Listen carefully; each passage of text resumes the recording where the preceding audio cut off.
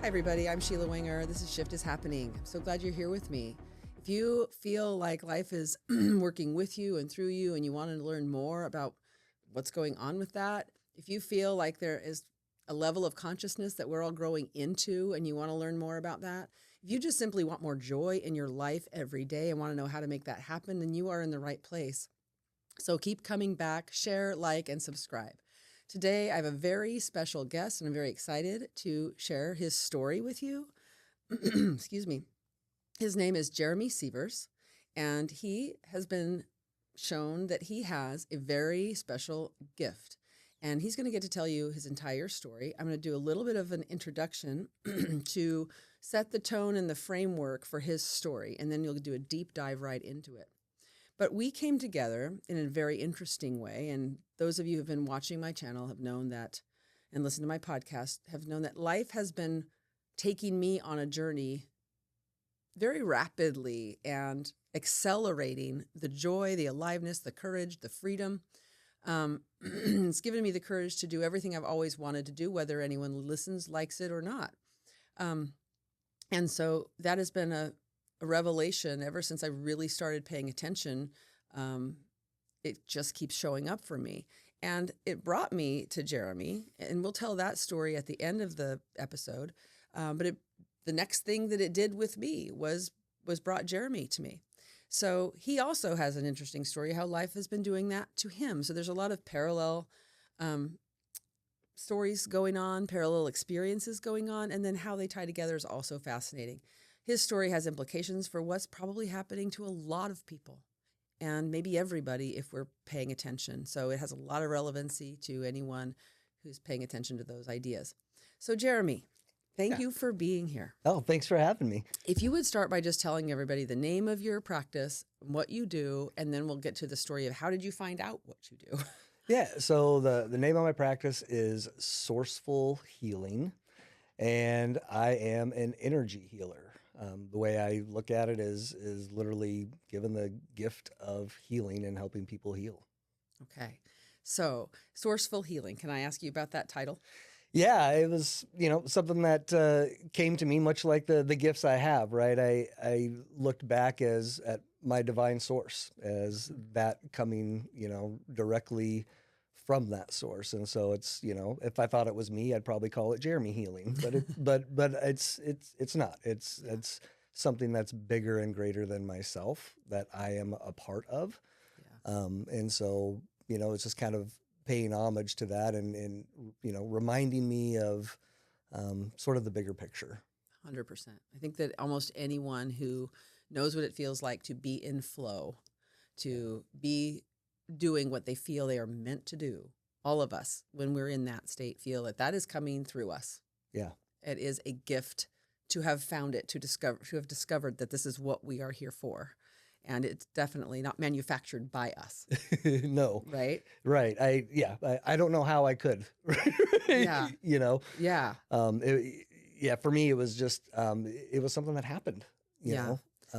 So go right into your story. How did this start? How did it reveal itself to you? Just dive right in. Yeah. I think maybe a tiny bit of background, grew up in I had religion as a foundation, grew up in a very staunchly religious Christian home, to the point of, grandparents were ministers, aunts and uncles were, ministers and missionaries, all of those things. And so, reading the Bible through. So I think, there was some sort of foundation of being aware of the possibility of the supernatural, in a sense. And then, I think fast forwarding, up till about the time I was 16, I'd had an experience that, I'm not very religious now, but within the context that I know how to describe this. Yeah.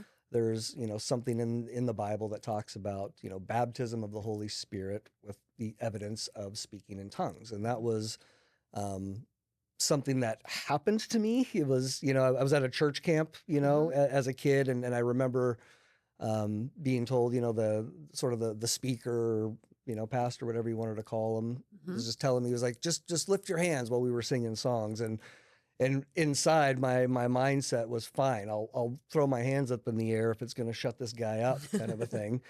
And I did, and changed my life in that moment, you know. Tell how that happened. Go right into it. Yeah, I remember, you know, lifting my hands up in the air, and the only thing I really remember next, it was just everything was like, it was like the entire room was bright, and it was like I remember having my eyes closed, and at some point I was crying. I don't remember when that started, and there were words that were flowing out of me that I didn't really seem at that point to have control over per se.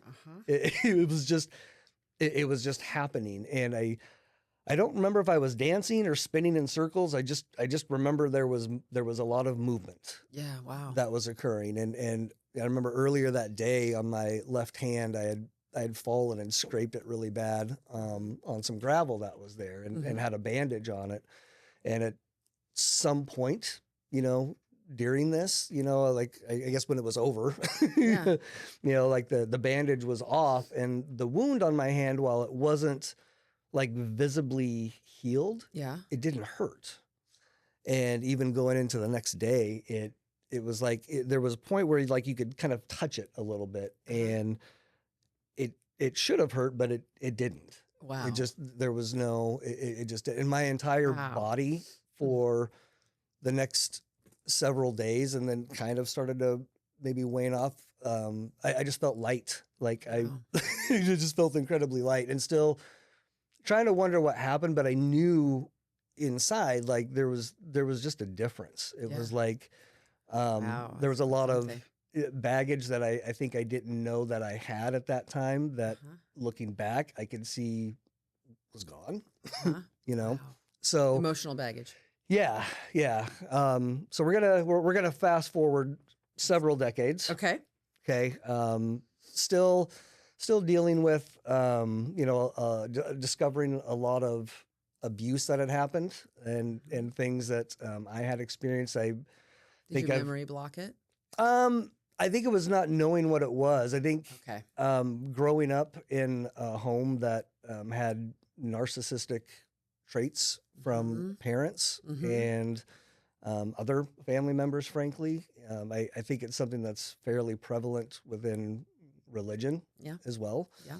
And then, you know, marrying into that, you know, also, and even dealing with some of those own things myself. You know, someone made a statement to me, someone that I actually went to church with many years ago now, but they had made the statement of, you know, you can't live in a pig pen without getting some mud on you. Yeah. And it took me a while to kind of realize what that meant. And then I could look back and see, it was like, you know, there are times maybe where, you know, my mindset or my actions, like I would create an action, but like it didn't seem right, but it's what you knew. It was the only thing I knew what to do. Yes. And so then it was kind of having to work back and unpack all that. It's like, okay, why doesn't this feel right? Even though I've been taught this, and this is supposed to be what I do, this is what I've seen.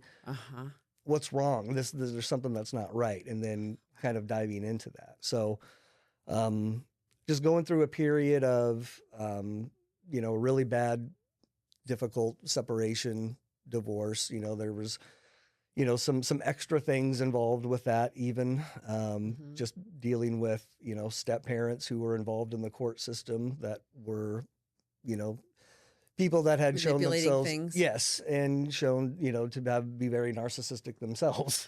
So it was. Wow. So you must have felt like you had nowhere to turn. Oh, I didn't. I had lost I had lost everything, basically. I mean, you know, I had very little family, you know, and the family that I did have were, you know, still kind of dealing with their own healing issues and working through things too. Friends, not so much. You know, a lot of that was, you know, through the church, and also some of that was me examining my own, you know, relationships and seeing it's like, you know, this is shallow. Like this isn't, you know, this isn't healthy, and reevaluating a lot of those types of relationships, like kind of making the choice. It's like, you know what, I'm not going to reach out, and let's see who reaches out to me. I have to ask you a question when you go into this. Yeah. it sounds like you didn't have much of a source other than internal to guide you that something's not right. That's absolutely right. And so I love this. So you listened to that small voice. I had to. You had to. You had nothing else. Just that voice telling you something's not right. Yeah. And then everything around you saying, no, this is how it is.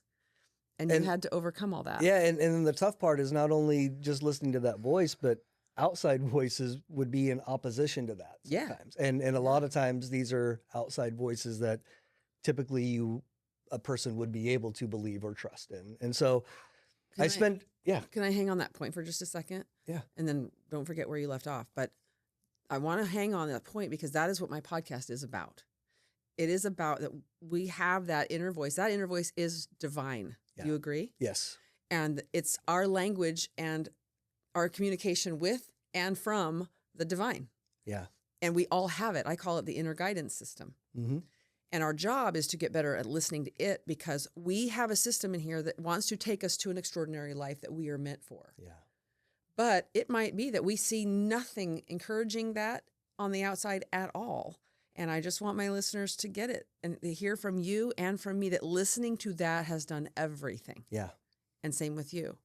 So I just wanted to make that point because it makes me tear up. Yeah, I've always referred to as that still small voice. Yes. That, that small little voice. And so just hanging on to that and listening to that. And then as I went through this process, it was like I got to the point where paradigm started shifting for me. It was like, again, religion was something that was very important to me. But I remember being in a church service, and at the church I was attending at that time, communion was done every week, and it was time for communion. And it was that same still small voice that I've heard. And actually I want to backtrack really quick. Yeah. I wanted to finish one point that one of the things that was difficult and requires, I think, at least for me, has required some overcoming is when you've got that still small voice inside that you're listening to, and you've got all this outside noise from people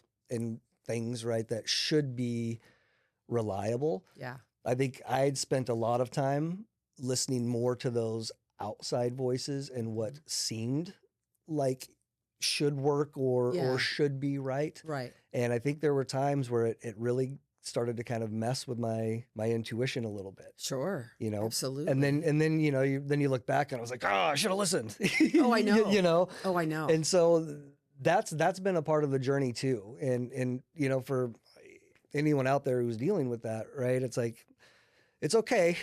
Keep working on it. You'll 100%. You'll get there. I'm glad that you brought that up because just last night I was listening to a podcast of a man who had a near-death experience at 9 years old. Wow.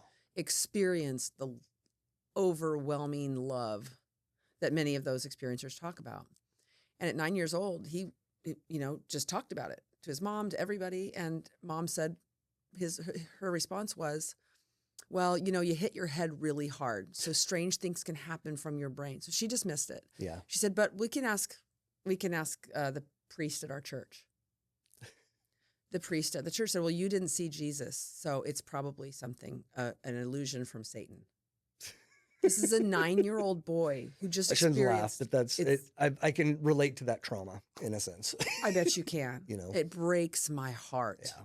So what he had to overcome listening to that voice for his whole life, when he's 9 years old and the priest and his mom are making him think this is from Satan. Yeah. It's heartbreaking. And truthfully, I would venture to say whether the priest, even the pastors, whoever it may be, they probably think they're doing the right thing. I'm sure of it. And he even acknowledged that. Yes, yeah. I agree with you. But anyway, we digress a little. A little. But so keep going. Yeah, so trying to pick back up. So so we were at it was a church service and communion. And I heard that same small voice. It was just telling me, don't take communion. And I'm like, well, that's why? That's weird. Just, you don't need to do it. And then in that moment, I'm starting to think, it's like, okay, well, what are people around me going to think? And then right after that, it was kind of like, aha, you don't need to worry about that. It's not about what other people are thinking.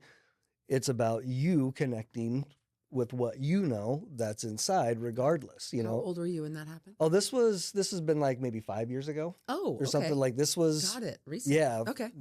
Maybe 6. The last 4+ have been a little bit of a blur. Okay. But yeah, so much more recent. Mm-hmm. Excuse me.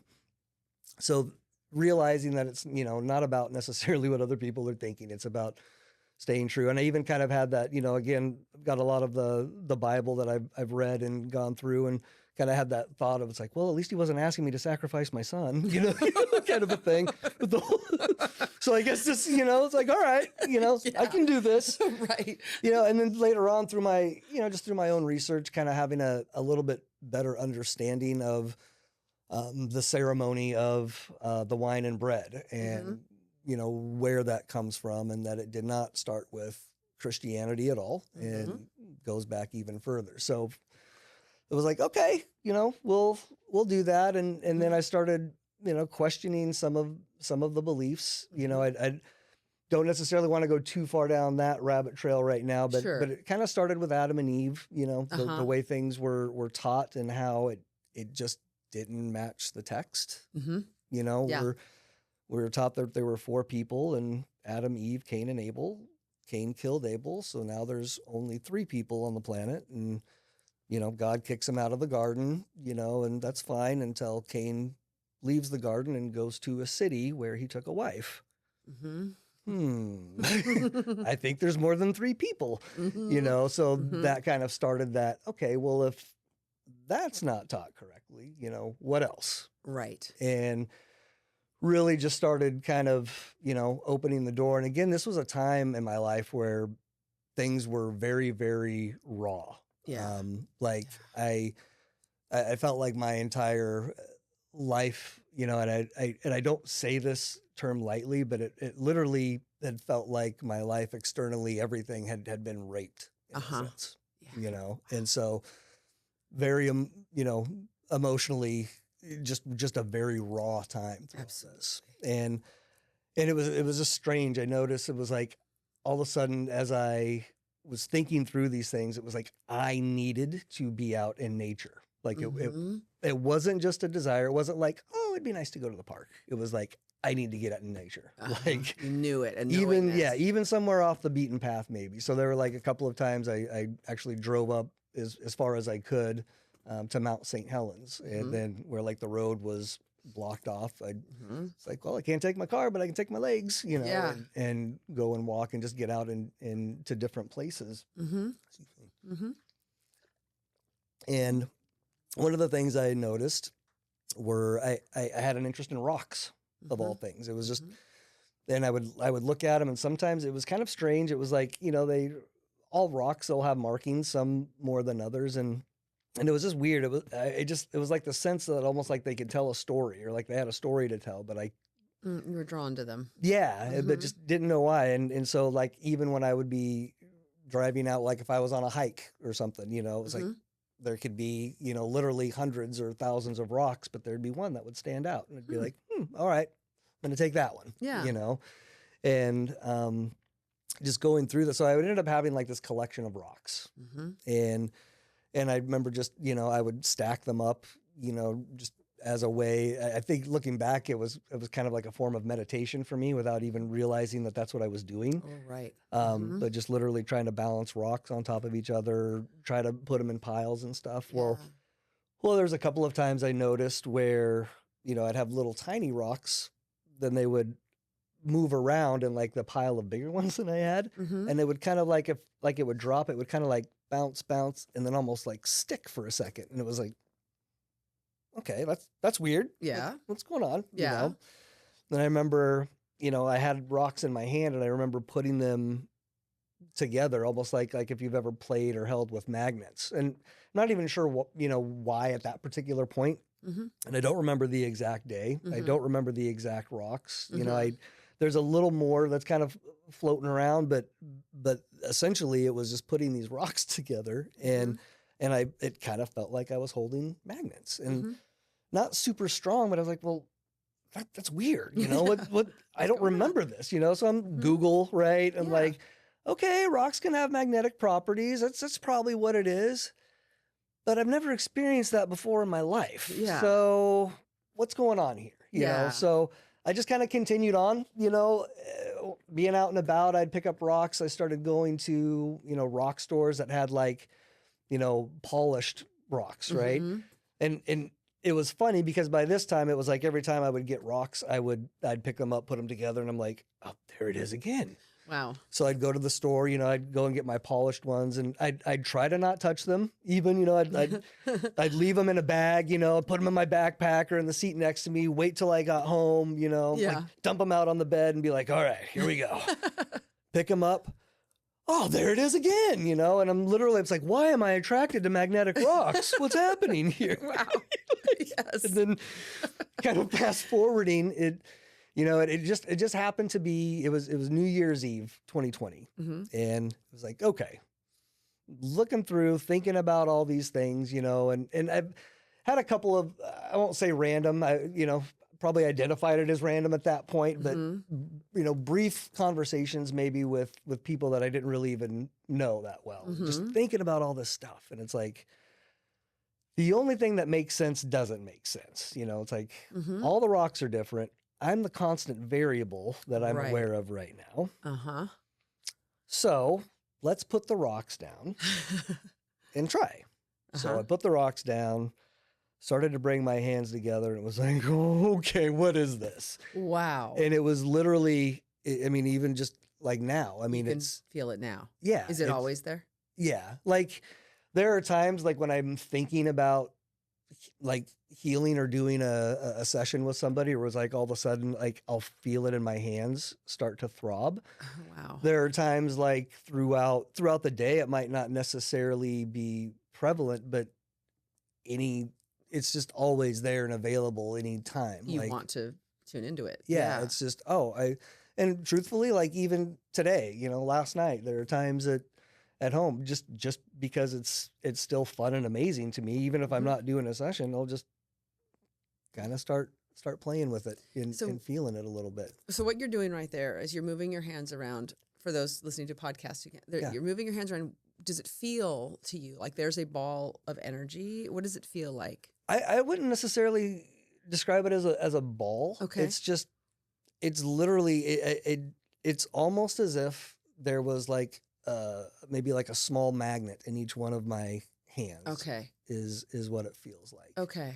And sometimes it's like the more I'll go, like even right now, even though it's, very likely not visible to anyone or most people, it's like there are times where it'll feel like a little heavier, or sometimes where it might feel a little bit lighter. There have even been times where it almost has a warm feeling, and there have been times when it's even had a little bit of a cool feeling. But I've noticed usually my hands sweat quite a bit. And when I first was doing this, I would still kind of had a thing for the rocks. Like I would still hold the rocks and do it, and and wave them around, just kind of playing. And then in doing that, it would be like the rocks would literally be just drenched with my sweat. Okay, so this is fascinating. I want you to tell us how you now describe what this is. I know it is something that probably defies words. But if you were to try to put words to it, what would you say it is, and what is happening?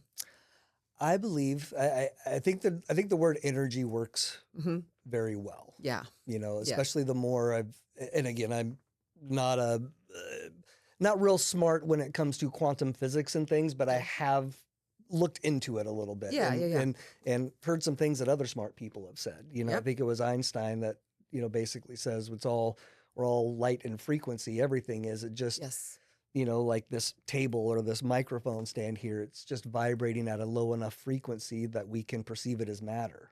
Absolutely. Another person who talks a lot about this is Dr. Sue Morter. I've recently come across her. And so she's saying a lot of people now are talking about this and proving it scientifically, and it's just not become mainstream enough yet that it's getting sort of rejected by scientism. Yeah. But it's getting a lot of momentum. Well, I like it too. It's like Wi-Fi works. Yeah. Bluetooth works. Right. When someone walks in the room and they have a certain energy about them, you feel it when they walk in the room. Yeah. You know, absolutely. Or you can even, walk into a room with nobody and know that somebody was there, or know that there was something. Like, you can, at least I know I can, and I'm sure many, many other people do. I think I would venture to say there's probably a lot of people that are like me, that have been taught throughout their lives and over the years that's just kind of, phooey sort of nonsense when it isn't. No, it's not. It's very real. And, I think those are things that we need to, that are beneficial for us to start paying attention real to. attention to. Absolutely. So I want to get back to that, but I also want to share an experience that I had that relates to your experience of this energy. I've been doing a meditation practice with friends for 26 years.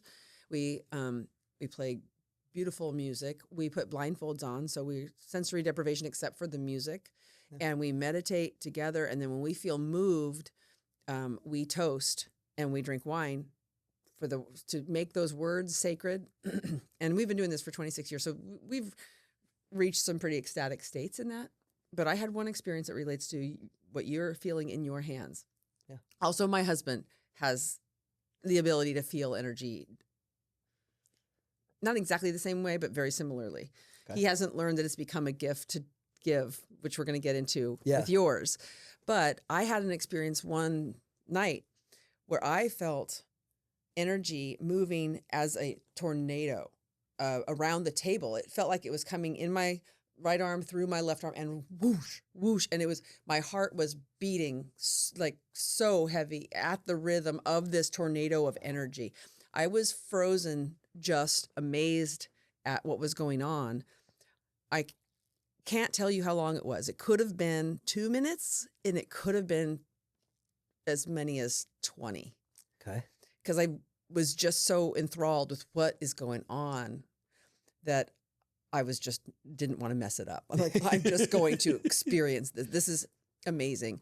And it just felt like an energetic tornado that was running around the table through all of us. And it felt beautiful and powerful, and and now since then I've also had times where if I am feeling very tuned in, my heart will do that.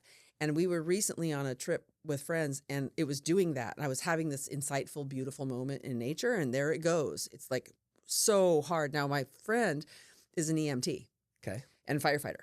So I put his hand on my heart, and he goes, "Oh my God." I'm like, "I know." And he's like, I've felt a lot of hearts. I've never felt that before. It's physically like, bumping through my chest. So all this just to say, who can explain that? But it was real. I've experienced it many, many times. Not the tornado. That was only one time, but I've experienced the heart when I'm in tune with something, just pumping, against my body. Yeah. So just to add to the stories, this isn't just an isolated event. It's an amazing gift that was revealing itself to you, but there are many audience members who have experienced things too. And our point is we want to pay attention to these things. Yes. What is this inside of us? Is there a new level of humanity that's unearthing these abilities we have in our DNA? Then we should be, we can all feel, many people can feel that something's just not right here. Yeah. And we feel like we're ready for more. We know there could be more. We know that we can live in a more loving, peaceful, whole way of life. Yeah. And these are signals and clues, and we just are going to pay attention to them. So how did you go from knowing that you feel this energy into knowing it's a healing tool? Yeah. So started, I think, a little bit of Google. At first was like, okay, energy between hands, right? And then being in this position of really just not having anybody to turn to, it's not like I, had my, spiritualist friend of, several years or whatever that I could, turn to, right? So, but there was, someone who I had been friends with many years ago in high school, and ended up making that connection again. It turned out that, our paths weren't aligned. We weren't a frequency match. But at that time, Yeah. It was something. Yeah. Right. And so, and how I would kind of start, it was like, I would just sort of wave my hands around, their head. It was like, here, do you feel this? Like, I had him sitting down in a chair and he's like, dude, my toe was sticking to the ground. And you could see like where it was like grounding. And it was like, yeah, he goes, it just feels like I've got this swirling around in my head. And I'm like, okay, so it's tangible, it's real. And and as I looked at just the process of kind of, stripping away some of the religious beliefs that I had, which I think really, at least for me, was more of a detriment. I look at religion as both a stepping stone and a stumbling block. It just depends upon what it is for you at that time. I understand perfectly. And looking back to the experience I had, in high school, even, knowing, as many times as I'd spent in prayer and all of these things, it started to kind of piece together. And with this, the individual that I just kind of waved on the side of, his head, there was a mutual acquaintance, someone that was, much more of a friend to him, an acquaintance to me, and went over to visit. And I honestly, I don't remember everything, but he was someone that had experienced some pretty significant injuries over the course of his time. And actually it had a cochlear implant. And there were times where with that, like his equilibrium would be off. And so he would be in a wheelchair. It's not as though that he wasn't paralyzed, and there were, many days, times and stuff where he could walk and it would be fine. Yeah. But there were other times where just for his own comfort, because of how he knew he was feeling, he didn't want to risk falling. Yeah. So he sat in the wheelchair. So it's like, all right, well, here, let's try this. And literally just started waving my hands around his head for a few minutes, and, even got a little bit of a tear and told me that it felt like, he goes, my head feels so much better. He's like, it just literally, even when I was done, he said, it feels like I just have pressure literally just relieving out of my head. And he was able to get up, he felt comfortable enough to then get up and walk around and have the rest of the evening or time there, outside of his wheelchair. Wow. And so it's like, okay, we got something here. Yeah. Like, that's undeniable. Something just did happen. Yeah. And then there ended up being other opportunities. There was a situation where my mom and cousins were at my home, and I was out taking care of a couple of errands. My children were much smaller then, so they were watching my children. Well, my mom had thrown her back out like really, really bad. Oh boy. To the point where like she was able to get laid down. I used to call it living room Olympics, where I had a couple of big air mattresses blown up, and we had a bouncy house all in the living room. So, yeah. So all that to say, but my mom ended up on one of the air mattresses and was literally at the point of like, I can't move. Like it hurts too much to move. I don't want to call an ambulance. And, and at this point, I think there was still a little bit of reluctance of, because as I had started to share what had happened with my gifts, it was a lot, I think there was, oh, that's nice. Like maybe like, because it's something that's just, it's uncomfortable for people. Yeah. Right. And so I think there was some, a little initial reluctance, but it was like, well, we can try this or we can call an ambulance. What do you want to do? Perfect opportunity. Yeah. Yes. And so, I applied the energy, or run energy as I call it. Yeah. And within 10, 15 minutes in this case, she was able to get up and was literally like kind of danced and waved her arms for a second, was like, this doesn't hurt. Like I can move. That does not happen when someone has their back out. Yeah. That does not instantaneously heal. That takes a lot of time. And it does. Wow. One little quick side note, what I've noticed at times is that even though when people experience this, sometimes I think it still kind of freaks them out a little bit. Yes. In a sense that it's not what we know to be the norm. They feel it's too good to be true. Yeah, like I'll fast forward. Well, talk about another brief session. There was a lady And there was a couple different things we were working on. I don't remember them all, but it was there was an arm / elbow, hand, and she said in her lower back where there was this constant just sort of ache and strain and pain. So we're doing some energy work on her, the arm and the hand, in her back area. And when we were done, she was like, my back, like, it's gone. And then she's like, I can't believe it. And then it was like she kind of caught herself for a second and looked at me. She's like, well, I mean, I can believe it, but it's gone. It was like, it was just, it was almost kind of difficult to accept that it could happen. Yes, it is. It is difficult for people to accept. It is. And in my mindset, it's like after doing this, and having what I would call some success, right? Like having people feel better. It's like, I know it works. Yeah. Like I've seen it. I've experienced it.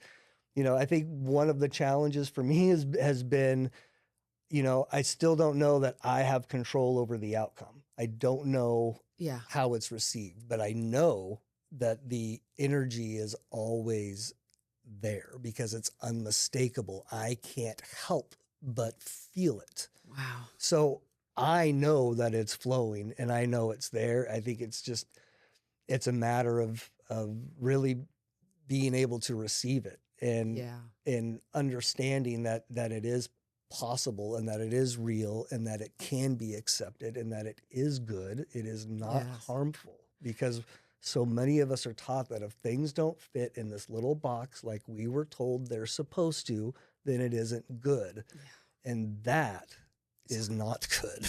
No, it's heartbreaking. It's like the little boy who got to experience God and then was told it was Satan. It's like that on a smaller scale. Yeah. So that must have been, it must be so difficult for you to have this beautiful, I can imagine the moment that woman's back pain's gone. Were you moved to tears? It was just joy, actually. And joy and I don't know if relief was the right term, but it was like, it's still a measure of faith on my part. Yes. I understand especially then, right? It's like, I have this, I know it works.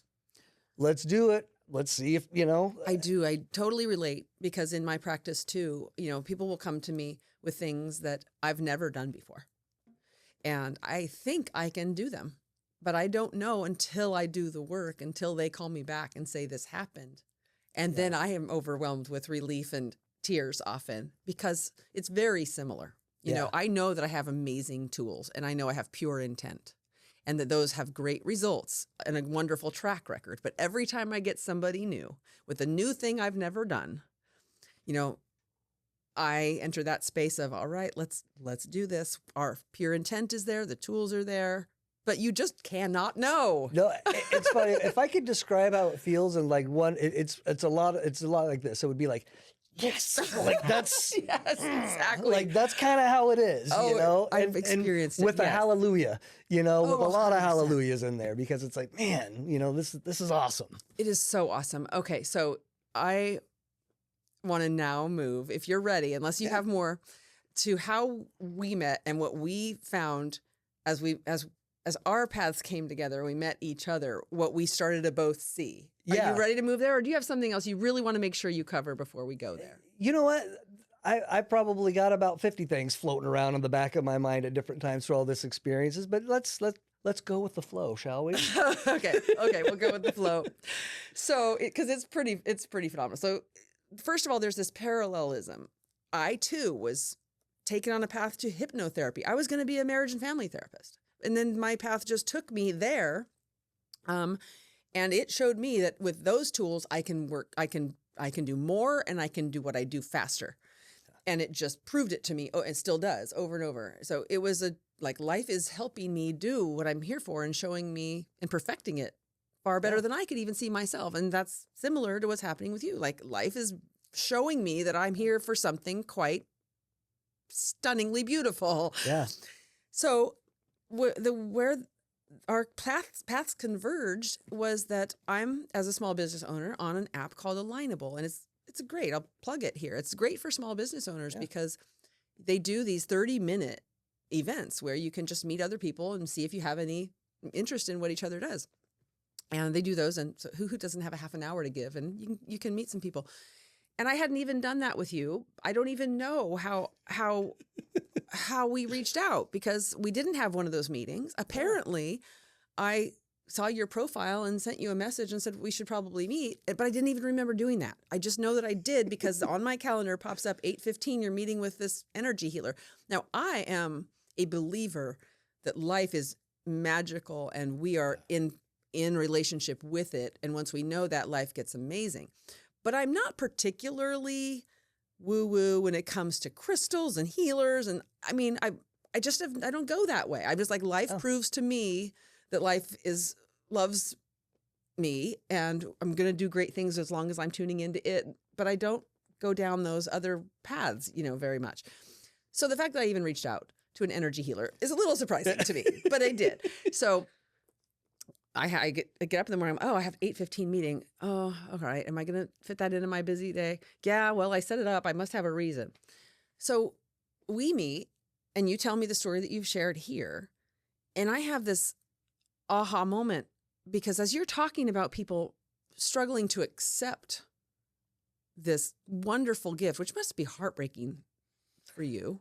It's difficult. I mean, to be perfectly honest, I can sit here and talk about, the growth and all those things that I've, experienced and gone through. It's still daily. I'm not sitting before you as a completed work of perfection here in this physical body, and probably never will be. And that's okay. I'm, working towards it. But yeah, I've had times of frustration to be like, why did you give this to me in order to not be able to use it? Yeah. Because people can't accept it very well. Yeah.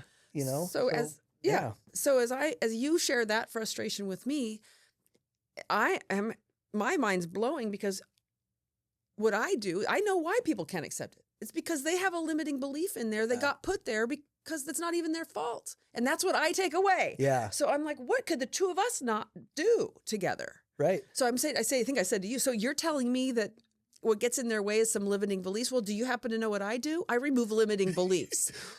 Well, and backing up just a minute too, like how we met, right? Yeah. So I had, I'm on LinkedIn, and I'd get, several messages, and a lot of times it's like, different multi-level marketing, or just a lot of times it's kind of the same thing. Hey, let's, help get you leads and stuff like this. Mm-hmm. And just not something I've been able to participate in, all that stuff. Well, one of these, it was someone that had messaged me through LinkedIn, and I had the meeting, for this product that they were doing. And it's like, yeah, it sounds good, all that stuff, but you just don't really have the resources, and not really my thing, Yeah. I'm trying to use my energy to heal people, not, not it's products. like, which we still can, right? Those are still good things, but that just wasn't my focus. Yes.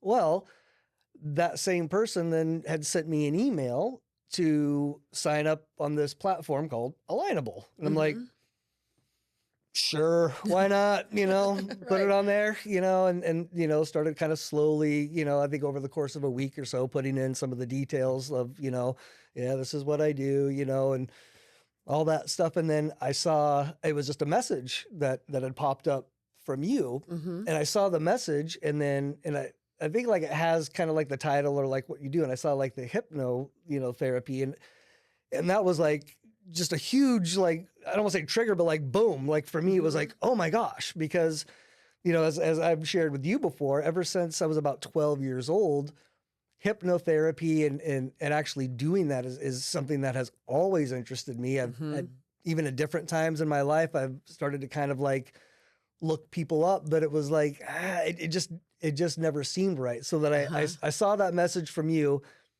super excited. And for some reason, I don't know why, I probably didn't, but in my mind, it showed, I think that you were like in Beaverton, right? So it's like across the bridge, ways away. But I'm like, well, whatever, it's not fine. It's fine. Whatever. We'll mess. We'll meet. I got excited, and then I saw, you had this meeting available on like Monday at like 8:15. 3 weeks. 3 weeks. Yeah, 3 weeks out, which I was like, okay, this is 3 weeks away, and I knew then like I wanted to meet right away, even though I didn't necessarily know why, but it was just that there was that kind of that something inside, and so it was like 3 weeks out. All right, Monday 8:15. just about the worst possible time for me this week, but it's for that week. But it was like, you know what, we're going to make that happen. So it's like, it needs to happen. Yeah. And I felt really good about that. And then, we end up, meeting for coffee. So it was like this whole, someone through LinkedIn about a multi-level marketing type of thing that then decided to reach out again to connect me with Alignable, that I was like, sure, why not? We'll do that, Right. And then here we are. And I similarly somewhere must have thought, well, I should reach out to this energy healer. I don't know why. Yeah. But okay. Yeah. I remember when we met for coffee, you're like, did you message me or did I message you? I know. I was like, no, you messaged me, So weird. It is. But then to add to the story, we're talking, and on Alignable, it's national. You can go into meetings where it's national. There are some that are local. There are some that are all women. There's different categories of meetings that you can join up. And that's what I thought, maybe I had met you in one of those. I didn't know. So then I ask you, so where are you located? Yeah. He tells me his address, the streets, the cross streets that are literally less than 5 minutes from my office.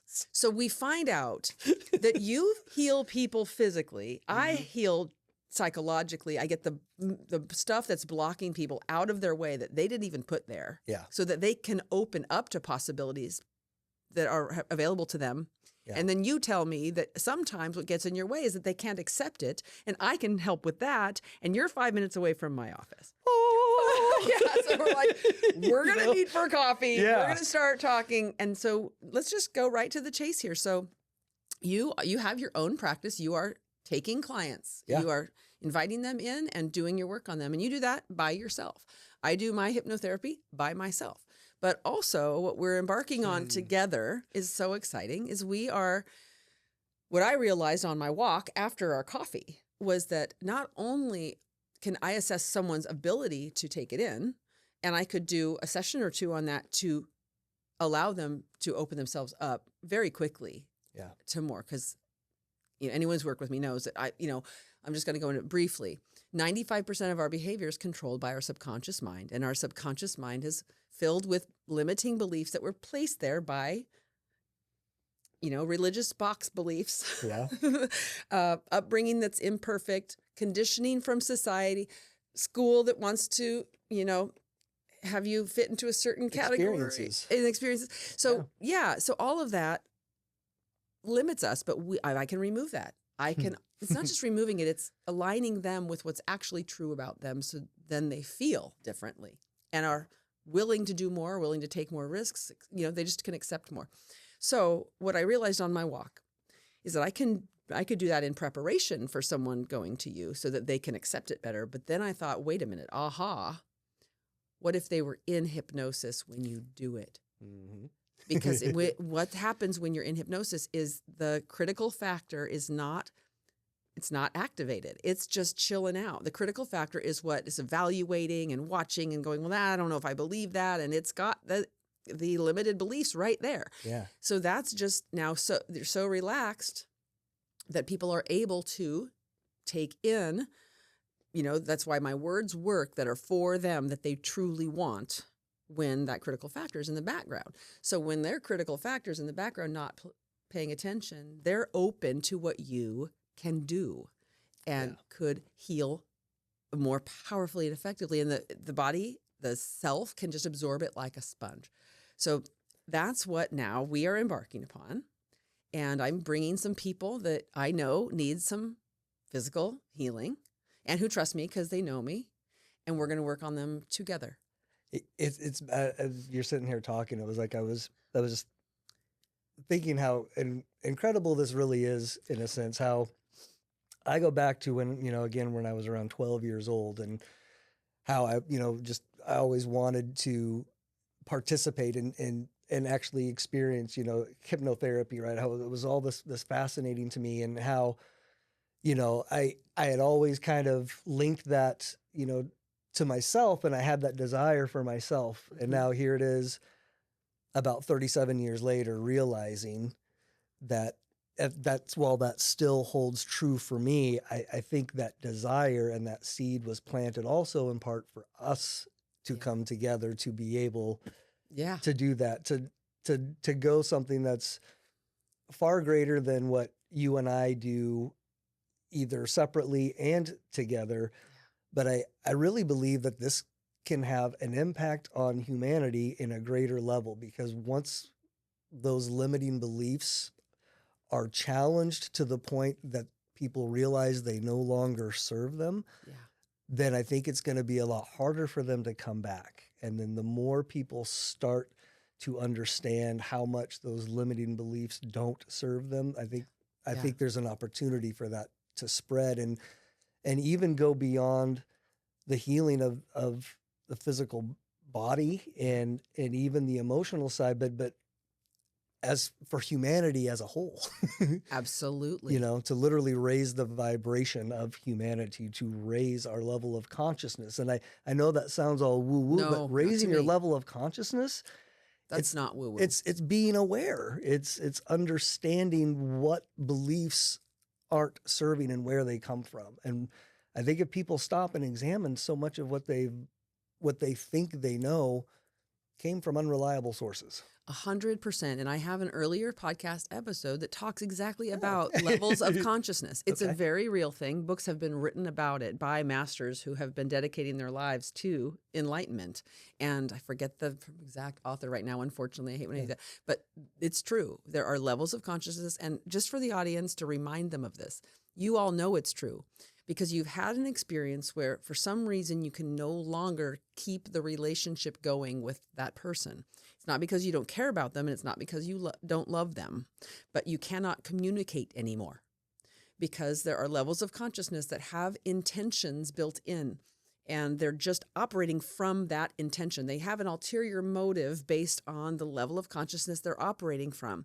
And we are all on some level, but we can transcend those. And the way that we do that is by healing and removing the blocks that are in our way. When we find ourselves in a pattern of, oh my gosh, my life keeps doing this over and over and over again, that's a sign that you are on a level and you're stuck there. And you can't really see out of it, so you can't really communicate with someone who's on a different level with you and have it work. It's just how it is. And we have to, if we choose to, heal something in order to get out of that merry-go-round feeling. And then we rise up, become more aware. And that's all that is. If that's a real thing you're talking about, levels of consciousness, you're absolutely right. And that is what we're doing. And I'm with you. Here's what you just said about raising the consciousness of humanity, raising the vibration of humanity, raising to a higher frequency in humanity is everything I'm about on an individual level with every single person that's in my office. I call what we do an upward spiral. To all of their dreams coming true and getting, one by one, higher and higher, and it accelerates the higher you go. What I want to say about what you just said is the only thing that's going to get in, well, let's say it this way. We don't know, you and I right now do not know what we're able to do together. Yeah. We cannot prove it. We cannot say to the audience, we're going to heal people, but we do know this. I've been healing people my way. You've been healing people your way. And we have the pure intent to do everything we just said with people. And we're sure as heck going to find out if we can.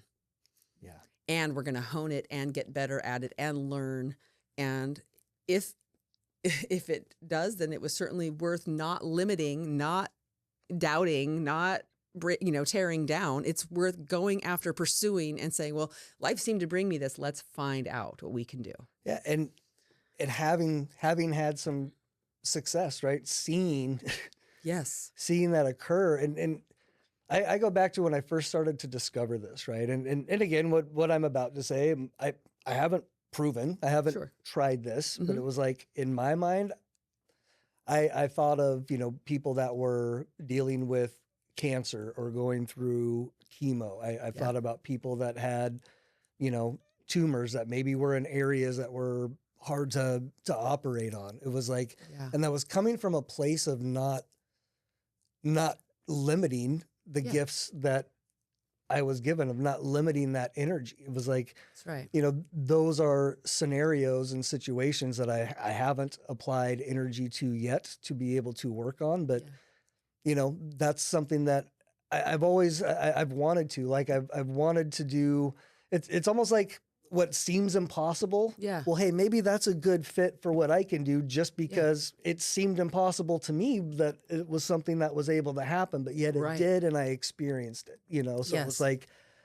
it goes back to that idea of not limiting or not putting limiting beliefs on what can be done, you know? And 100%. I still have I still have the history of religion and text, right? Of the Bible, of hearing of stories of healing, right? Well, I've got to experience some of that on my own. I've seen, one of the most amazing to me was literally watching. I thought the thumb was broke. We're working on several things.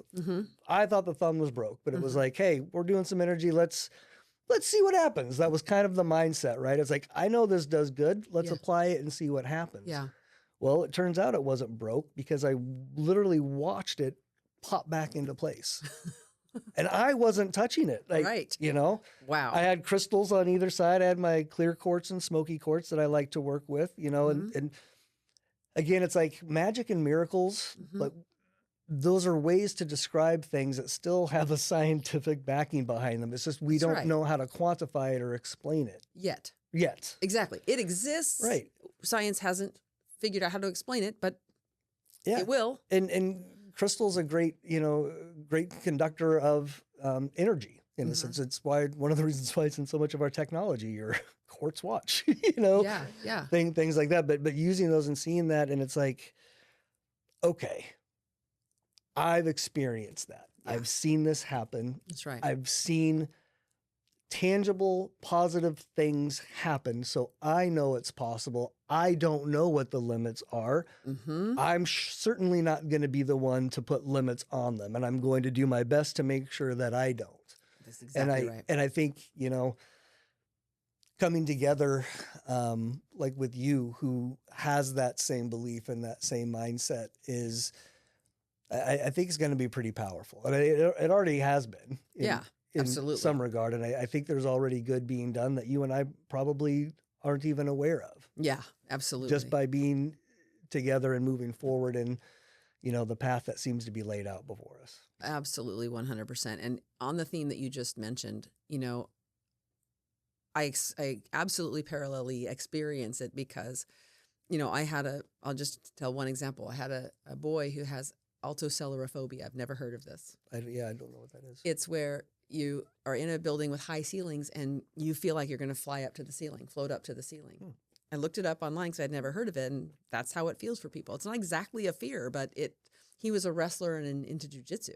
So if he'd go into a gym like that, he couldn't perform because he was worrying about the ceiling. Well, I had no idea if I could, and I generally don't work on children either. I will if I feel like I can help, but I typically need a fully developed brain, So this guy called me and I said, well, I don't know if I can help, but I'll let me think my way through it and see if I think I can find a path to helping him. And I did. And so he came in and he said he was going to text me to let me know how it went. He had this big competition in this giant gym. Okay. Well, I never got a text. I'm like, oh no, so I reached out to him. I said, I just wanted to see, did you guys get good results? And he goes, oh my gosh, I'm so sorry I didn't text you. And then he sends me this picture with his son with these giant medals on his chest. Oh. This beautiful, sweet 11-year-old boy. He said it's gone. That's so awesome. So that's an example of, I'm not going to put a limit on what I can do. And I'm not going to say that I know I can do it, but I'm going to give my every effort to it. Yeah. And that has happened in so many ways now that I feel like you, that I've got some kind of a gift that often shows up and does things that I didn't know I could do. Yeah. And I'm certainly not going to stop it. I'm going to encourage that, Yeah. So here we are in the same exact boat with the same exact intent with perfectly complementary abilities. Now, that was what we found when we met for coffee. The complementarity of you with the physical healing and me with the psychological removal of limiting beliefs and how that clicks together. Yeah. The parallel paths, we both share this limitlessness. Like, we're not going to put limits on this. We can believe that things are possible in a very big way. Yeah. And also just that where you are in your journey, you kind of were needing me to be a little further ahead and just getting a practice built so that I could support your, progress in that way too. it was just stunningly obvious that these puzzle pieces fit together really well. What's really cool is I like you. Like, you're really cool. You know, that like, helps. it's been nice to. That does help. So I got thanks for that one. It makes a big difference. It does. Right. So so where we've gone since our coffee is that I've done one session on you. Yeah. And how was that for you? Yeah, it's been really good. I remember one of the things that I still kind of take away was sort of that red balloon, red balloon idea. And so that was one that's stuck with me. So when I have, those moments of even not just related to energy healing, but just life, it's like, yes, people, I have this amazing gift in miracles, but I still have everyday life too. There's still, real needs and struggles, and, there's single dad and another full-time job, and there's lots of other things going on. So when all of that stuff, it was like, oh no, put it in the red balloon, go away, it's fine. Good. That's been serving. And so it has. I'm so glad, because we've only done one session, and my first session's my lightest version. So you got a treat. Yeah, coming next. Yeah, I'm looking forward to it. Good. And then Jeremy, for me, I have had hyperthyroidism, and I am not super great at managing it. I believe that I'm not as good as managing it as I should be by not drinking caffeine ever and those kinds of things. But I had Jeremy work on my thyroid, and I will tell the audience that what I felt was, first of all, very quickly a deep sense of healing, relaxation. I felt very almost weighted down by relaxation. And then I noticed a trickle. I would call it a trickle. Your thyroid's in your neck, and I felt an upward trickle from my thyroid, from that area into my mouth. Like something had been released from there out. I felt that. I'm going to get my levels tested. I'm going to go get my blood tested and see if I'm in good range, or if I've improved or all that. And I'll reveal that on my podcast. Yeah. And I've been gathering other clients who need some physical healing that we're going to now use our method on. We got 2 appointments on the books and another 3rd that's in the works, and possibly a 4th. Oh, nice. So what we're going to be doing is we're going to be doing our process together. I will get the client in a very relaxed, hypnotic state, and then I will be prepping the body, the soul, the heart, the life, the mind to be a sponge for what's coming, because it is only good for everything, and have every part of them believing that and knowing that before you do your magic on them, with the pure intent to make this world a better place. I love that little quote you said. It's only good for everything. That's right. That is right. That it's true. That's true. And when they know that on a deep level, they will just absorb it like a sponge. Yeah. That's the hope. That's what tends to work in my office, but they just haven't put you there yet. So that's what we'll be doing. So let's give the audience a way to reach out to you if they're looking for this healing, either just with you or with both of us, whatever, it doesn't matter. Give them how to find you, everything they need to know to find you, reach out to you, help get your services if they want them. Tell them everything they need to know. Yeah. Website, sourcefulhealing.com. Email, sourcefulhealing@gmail.com. My phone number is pretty much plastered all over the internet, so I don't mind sharing it here. 360-818-3021. Those are some really good ways to reach out. Obviously, I'm on LinkedIn, TikTok. I do social media to, post some videos sometimes. I'm not overly active on there, but yeah, the website, phone number, email. I mean, those are the best ways I can think of. That's right. And if you want to get a hold of me, Sheila Wenger, Sheila@shifthypnosis.org, O-R-G. And you can get either one of us reaching out to either one of us. Because we're 5 minutes away from each other. So I'm so glad that you came on. Me too. This was fun. Really fun. Thank you for taking so much time out of your day and sharing your beautiful story. And I want to let the audience know that we will keep you posted. We will share our results. We will share what we grow into together. We may have clients come on and share their story when they get results. And so we're looking forward to sharing that with you. And thank you for being here. I hope that what we've done today has inspired you, resonated with you, made you look inside yourself and listen to your own inner guidance system about your own life and your own dreams a little bit more.